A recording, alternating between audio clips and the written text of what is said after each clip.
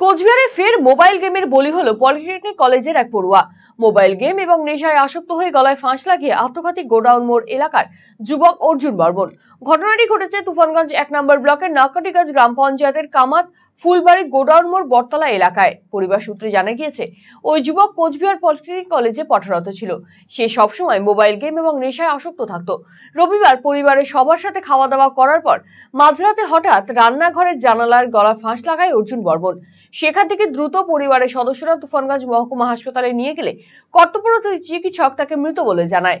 হাসপাতাল থেকে দেহ থানায় নিয়ে যায় তুফানগঞ্জ থানার পুলিশ। তবে মোবাইল গেমের জেরেই এই আত্মহত্যা নাকি এর পেছনে অন্য কোনো কারণ রয়েছে, তার তদন্ত শুরু হয়েছে।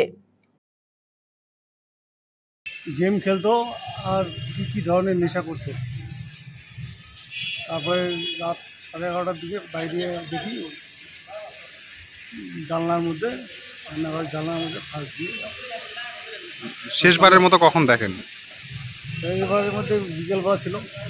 বিকেলবেলা দেখেন, তারপরে কি দেখতে পারেন? তারপরে বাড়িতে নাই, ঠিক আছে, হ্যাঁ, বাইরে শুয়েছি।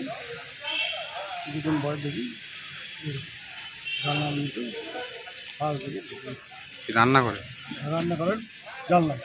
রান্নাঘরের জানলায়। জানলাটা কি উঁচু ছিল নাকি? হ্যাঁ, চলছে, রড ছিল, রডের মধ্যে গামছা আছে। তারপর পুলিশকে খবর দেন? পুলিশ না, আমরা বাঁচার জন্য তড়িঘড়ি করে হাসপাতালে নিয়ে আসি। হাসপাতাল ডাক্তার সেকেন্ড টিভি করে। তারপরে কি মৃত?